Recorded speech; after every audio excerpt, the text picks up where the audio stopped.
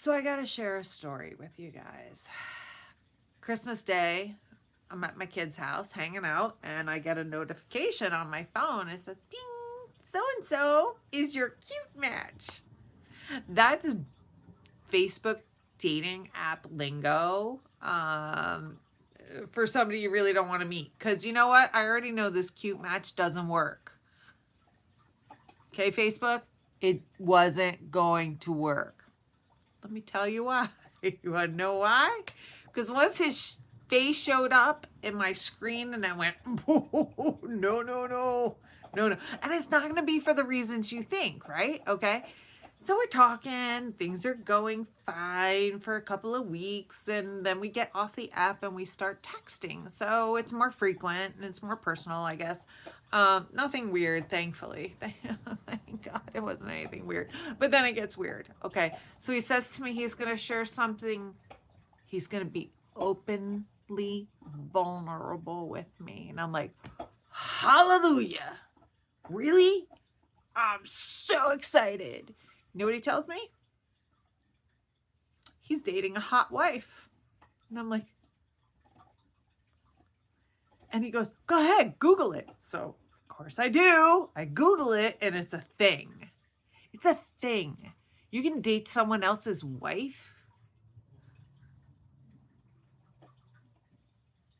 Why bother? I don't know. Okay.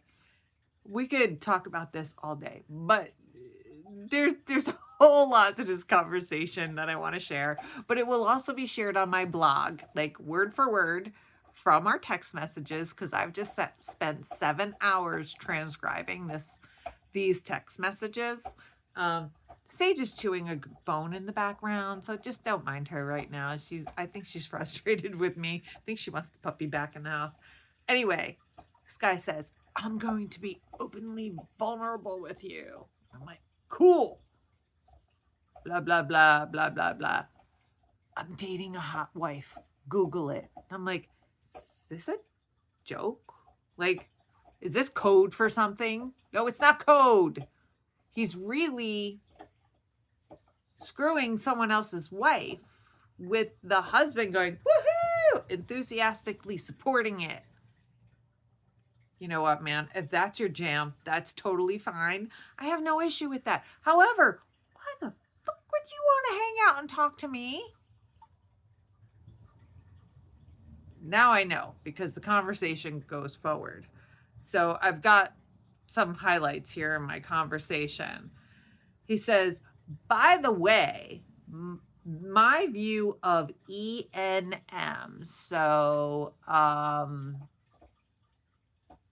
oh gosh, ethically non-monogamous relationships. That's what that stands for.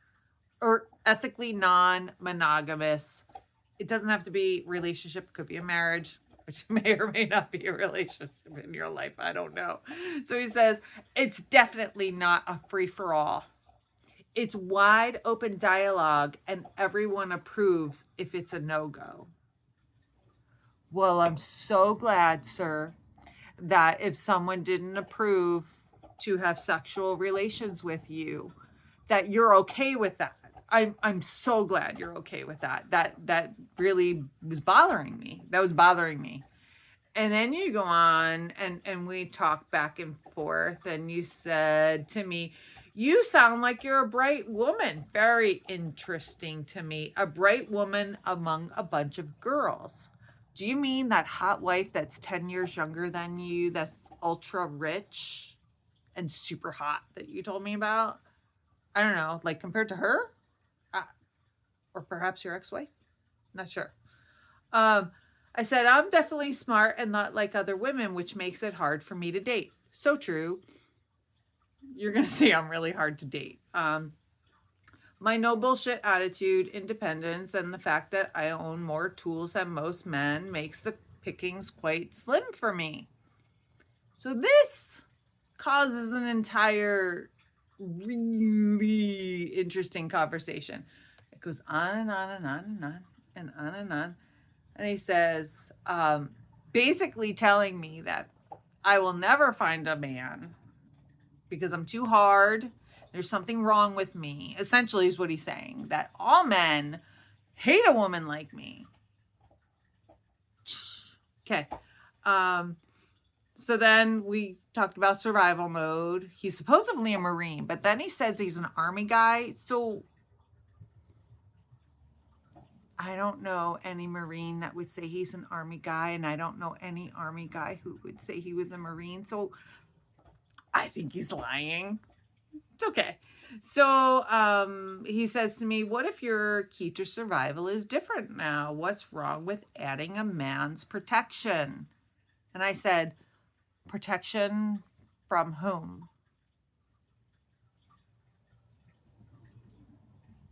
From whom? Oh, other men. Oh, okay. Yeah, I need a man to protect me from other men. Okay. We go on and we go on. I'm scrolling through my 18-page transcription right now. He says, I'm picking up what you're laying down now, but I get lost in the romantic love life part. You mean like with the dude's wife you're screwing right now? That romantic part? I'm just a little confused. Such a huge piece of life that living without seems so much less than it would be if you had it. I guess that's what he has with the hot wife. So I scroll through and we're talking about power. And I'm talking about how women, we don't want to give up any power because it's been taken away from us for so long.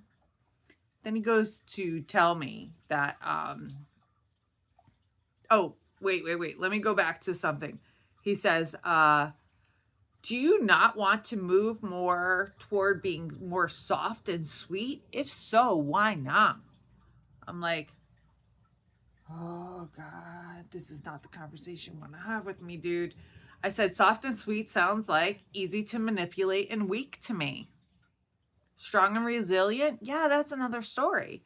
So then he goes to tell me about he knows this wonderful woman who, one of the softest, sweetest women I know, is a real powerhouse. I'm personally friends with the CEO of XXX, and she's the most powerful Black woman. Why does it matter? Why did you mention she was Black? Like high signs are going up. And I'm like, oh, buddy, this is not a relationship. This will not even be a situationship. This is great writing material. Thank you. So we go on and we go on and we go on. And he says, I said I was talking about teaching middle schoolers. And he's like, I said, you just need to have thick skin to work with middle schoolers. And he's like, well, then, I don't even know it's even possible without going into an asylum to teach with these kids. Thick-skinned men are rare. We get upset and fight over anything. Generally speaking, LOL. I have a belief that most alpha men are the most chill, soft souls. This guy was a ridiculous amount of oxymorons, but made me really think about a lot of really, really powerful subjects. So it goes on. And I asked him, have you ever been raped or groped or sexually assaulted? And of course he said, no, but women need strong, virtuous men to protect them. Who is doing the assaults? Because without a strong, virtuous man, your 6 to 10 girlfriends, saying my 6 to 10 girlfriends, cannot protect you against a man hell-bent on harming you. We're getting a vibe now. We're getting a real vibe, okay? We go on. We're talking about guns. I have a gun. Oh, yeah. That really threatened him because he put a whole big old paragraph in there. So then, he says, He said, he says, women have just been playing two men against each other to sit back and watch them battle so they can feel the validation of how pretty and desirable they are since the beginning of time. Entire wars have the exact same model. I said, oh my, you're right. We are not a good match. I said, besides, this hard ass bitch needs to go help a kid with algebra. It was for Friday night. It was like 9 o'clock. And I really did have to help a kid. He says, LOL, very true. Feminist women are not just the red flag for relationships. It's a full stop and run. I'm not saying you're a feminist, but I'm getting that vibe. You get a gold fucking star. A gold, I'll give you a big one too. Yes. And we go and we talk about, got into the conversation about bears. I just can't even. He says, then he wants to debate. He wants to give me a little criticism of my debate skills. Hold on. A little debate criticism so you're, Y-O-U-R, a better debater, ... An exception to the rule does not change the rule. So when someone uses an exception as a counterpoint, you have lost the argument. Don't use exceptions and call out when someone tries to use exceptions and use it to win. I guess you'd have to read the whole thing to see what we were debating about, but you know, that still does not hold up. Okay. I was done. I was done at that point. And I literally said, sure. Okay. I got to go help a student with the situation. He says, I will say a quick prayer. A quick prayer. Do you think the Wonder Wife knows about the prayer? And I appreciate you for doing that. The world needs more of that. Oh, I said, don't waste your time. I'm already doing my counter curse. He says, hey, whatever works. LOL. I guess we will see. Or you will. I'm telling you right now, man. There's a reason I will be single for the rest of my life. And I know this is not just one guy speaking because I've come across multiple types of videos that support this, but the fact that I have all of this on my phone, in my messages, and I sat there today and I just went through and I was like typing everything out. I was like, holy crap, this is really long. 18 pages. It's 4,200 words that I printed out. I just can't even tell you that you're like, oh my God, why would you waste so much time talking to a guy like this? Because it's material, man. And because it makes me think, and it does bring up good kind of talking points about videos that I want to do and blog posts I want to do. But this guy, and if you know me, I name all the guys who pretend to want to date me. So he's Master Manipulator. So Master Manipulator will be up on the blog in a few days. I'll let you know when. And I'll give you the whole story. You'll get to read all of what went back and forth. And then you'll get to read some more stuff about some other guys later on. But I just thought I'd share that with you because, you know, the fact that he popped up on my feed on Christmas Day and he was my cute match. Oh my God. I was so disgusted.